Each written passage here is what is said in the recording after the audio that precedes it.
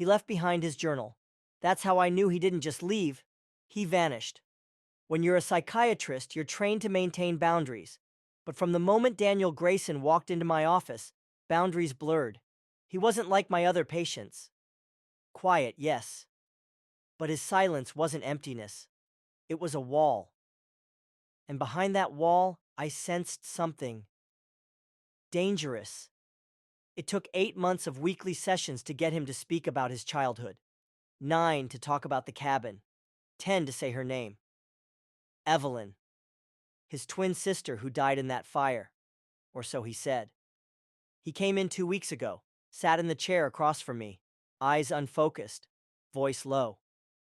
What if she didn't die? What if I've been seeing her? I didn't flinch. I nodded, scribbled my notes. Classic survivor's guilt. Hallucinations tied to trauma.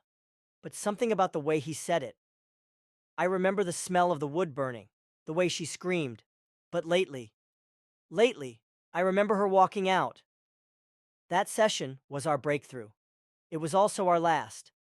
Daniel missed our next appointment, then the next. I called. No answer. Sent a message. Bounced back. I visited the listed emergency contact. Disconnected. 3 days later, I went to his apartment. Empty. Not in the he moved out way, in the he vanished mid-thought kind of way.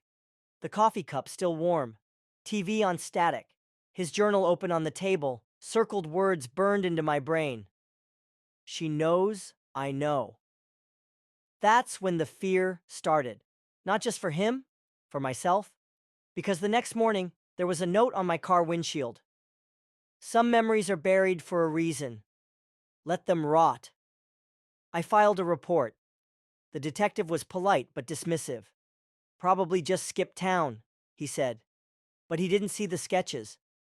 Pages and pages in Daniel's journal. A cabin in the woods. A girl's eyes, hollow, angry. A rope, a mirror, and a sentence repeated like a curse. She watches through glass. I should have let it go. I almost did. But something pulled me in deeper. Curiosity? Guilt? Maybe I needed to believe that our sessions meant something, that I could save someone. So I followed the trail. Old property records. A burned down cabin 60 miles outside town. No official report of a sister.